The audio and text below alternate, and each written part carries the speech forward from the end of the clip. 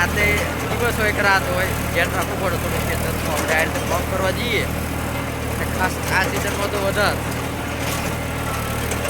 તો આપણે આ રીતે ગમે તે રોકાવાનો અટો મારવા જતા હોય એટલે ધ્યાન એવી રીતે રાખીએ કે આપણે આ રીતે રોકાટો કરીને ચાલુ કે આડાવરી આપણે નજર હોય ખબર ના પડે તો આપણે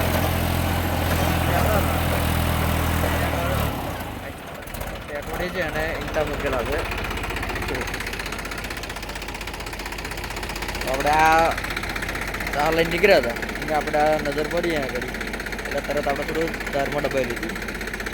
હવે આ વસ્તુ જો રાતે હોય તો આપણને ખબર ના પડે, રાતે ચલાવતા હોય તો આપણે ધ્યાન રાખવું પડે જેથી કરીને ઈંડા એવું બચી જાય. બાકી અમુક જણ કેવી રીતે કામ કરે આપણને ખબર નહીં, આપણે તો આવું બધું વસ્તુ ધ્યાન રાખીએ છીએ. જો પાછળ આ રીતનું કામ થાય છે આપણે બે તમે કોમ્બિનેશન કરો પહેલાં કેવું છે ને પછી કેવું છે રોટારો મારા પછી